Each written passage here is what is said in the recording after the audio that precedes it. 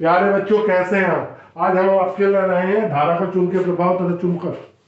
तो सबसे पहले ऑस्टेड एक वैज्ञानिक था, ठीक है। ऑस्टेड वैज्ञानिक ने क्या बताया था कि धारावाही चालक के चारों ओर चुंबकीय क्षेत्र उत्पन्न होता है। उसके हमने कैसे, उसने कहा कि जब चुंबकीय सुई को धारावाही चालक के पास रखते हैं तो चुंबकीय सुई विक्षेप देती है। ये विक्षेप तभी देती है जब चुंबकीय गुण।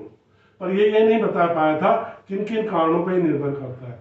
तो बायसवर्ट दो वैज्ञानिक आए, उन्होंने बताया जो चुंबकीय क्षेत्र उत्पन्न होता है उसका सूत्र क्या है, mu naught upon 4 pi I dl sin theta upon r square. तो इसको सदिश रूप में कैसे लिखेंगे, mu naught upon 4 pi I dl cross r upon r की पावर 3। तो इसने कारकों पे बताया किन किन कारकों पे ये निर्भर करता है। म्यू नॉट आपकी निर्वात में चुंबकशीलता है, इसका मान होता है 4 पाई × 10⁻⁷। फिर वृत्ताकार कुंडली के केंद्र पे कैसे चुंबकीय क्षेत्र उत्पन्न करोगे, कुंडली के केंद्र पे, केंद्र पर ये हमारी वृत्ताकार कुंडली है, उसके केंद्र पे चुंबकीय क्षेत्र की गणना करनी है। ये अल्पांश है, ये दूरी r होगी, ये सेंटर हो गया, ये dl हो गया, ये 90 डिग्री कोण हो गया आपका। तो चुंबकीय क्षेत्र कितना उत्पन्न होगा, समाकलन का साइन करा dv, ये हो गया आपका mu naught upon 4 pi I dl sine 90 degree upon r square. तो ये आ गया mu naught I upon 4 pi r square, ठीक है, dl। तो ये हो गया mu naught I upon 4 pi r square into 2 pi r। तो ये आ गया mu naught I upon 2r। सब ये अब हमारे पास आता है एम्पियर का परिपत्य नियम। एम्पियर का परिपत्य नियम कहता है B dot D L is equal to mu naught I. इसका मतलब है चुंबकीय क्षेत्र के किसी बंद परिपथ के लिए चुंबकीय क्षेत्र का रेखीय समाकलन उस परिपथ में बहने वाली धारा का म्यू नॉट गुना होता है। हम इसके कारण एक अनंत लंबाई का धारावाही चालक है जिसमें धारा बह रही है। तो हम चुंबकीय क्षेत्र की जब गणना करने शुरू करेंगे तो इसमें थंब रूल लगाएंगे। ये ऐसे, ये चुंबकीय क्षेत्र की दिशा है, हमने अल्पांश लिया, अल्पांश की दिशा भी यही वाली है, ठीक है। तो हम जब इसके कारण निकालेंगे तो B dot D L is equal to mu naught I, दोनों की दिशा में B D L cos 0 degree is equal to क्या हो गया, म्यू नॉट आई। बी बाहर आ गया, D L is equal to mu naught I, B into 2 pi R is equal to mu naught I. तो B is equal to mu naught I upon 2 pi, ठीक है। इसी कारण परिनालिका के लिए निकालेंगे, लंबी परिनालिका के लिए, लंबी परिनालिका के लिए चुंबकीय क्षेत्र कितना आएगा, mu naught N I upon N, ठीक है साहब। अब दो धारावाही चालक है, दो समांतर धारावाही चालक है, उनके बीच में बल लगाना है, निकालना है।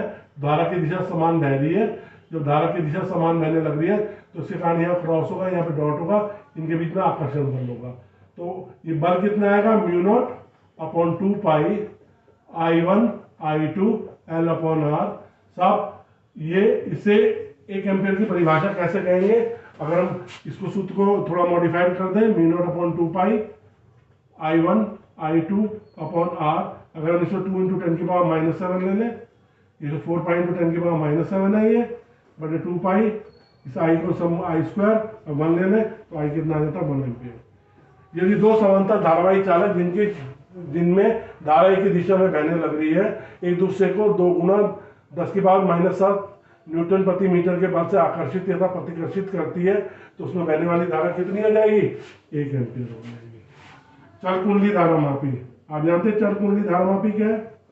ये एक ऐसा इंस्ट्रूमेंट है जो आपको धारा की प्रेजेंस को बताता है। ये क्या होता है, देखो आपने ऐठन यहाँ पे वो लगा रखा है दर्पण, यहाँ पे आर्मेचर है, ये 2 पोल हो गए, यहाँ पे स्प्रिंग है, यहाँ धारा आ रही है, यहाँ से धारा भाग जा रही है, ठीक है साहब।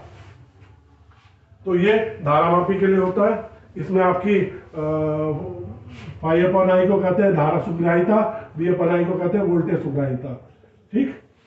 तो इसमें क्या होता है, N phi is equal to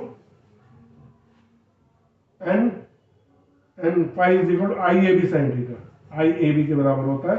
तो फाई अपॉन आई किसके बराबर हो जाता है, एन ए बी, अनुक्रमानुपाती चिन्ह हटाते हैं, सी आता है फिर, सी एन ए बी, तो ये हो जाता है एन ए बी अपॉन सी। देखो जो टॉर्क एक्ट कर रहा है वो एन आई बी एक्ट करता है। कैसे एक्ट करता है मैं आपको बताऊं, हमारे पास एक समांतर धारावाहिक कुंडली है, इसमें धारा इसे एक समान चुंबकीय क्षेत्र में रखा गया है। जब इसे एक समान चुंबकीय क्षेत्र में रखते हैं तो उस पर एक बलागुण काम करता है, ये होता है NIAB sin थीटा। ठीक सर हम बहुत शॉर्ट में रिवीजन कर रहे हैं क्योंकि डिटेल वीडियोस उपलब्ध है। अभी हमें आपको बताना है कि आपको क्या क्या करना है। बस हम एक धारामापी को एमीटर में कैसे बदलेंगे। धारामापी को एमीटर में बदलने के लिए हम धारामापी के समांतर क्रम में एक बहुत कम प्रतिरोध लगाएंगे, जिसे क्या कहते हैं, शंट कहते हैं। ये धारा I आ रही है, इसमें धारा IG चली गई, यहाँ धारा कितनी बची, I माइनस IG। तो IG G is equal to I minus IG S, तो S is equal to IG G upon I minus IG आ जाएगा। अगर मुझे धारामापी को वोल्टमीटर में बदलना है तो मैं क्या करूँगा, मैं धारामापी के श्रेणी क्रम में उच्च प्रतिरोध लगाऊंगा। क्या लगाऊंगा, बहुत उच्च प्रतिरोध लगाऊंगा, तो ये धारा बहेगी। तो I इज इक्वल टू इसमें क्या हो जाएगा, V upon R plus G. तो R plus G is equal to क्या हो गया, V अपॉन I। तो R is equal to V upon I minus G. इस तरह से मैं प्रतिरोध की गणना कर लूंगा। तो मतलब ये बहुत इंपॉर्टेंट टॉपिक है। आप धारामापी को एमीटर में कैसे बदलेंगे, धारामापी को एमीटर में बदलने के लिए उसे समांतर क्रम में शंट लगाएंगे, और धारामापी को वोल्टमीटर में बदलने के लिए उसे श्रेणी क्रम में क्या लगाएंगे, बहुत उच्च प्रतिरोध लगाएंगे। बच्चों हम रिवीजन बहुत फास्ट करा रहे हैं, केवल आपको इतना बताना चाहते हैं कौन कौन से टॉपिक है, कहीं आपके ये टॉपिक छूटे तो नहीं है। आप तैयारी करते रहिए, आपको बाकी वीडियो उपलब्ध हो जाएंगी। बहुत बहुत धन्यवाद।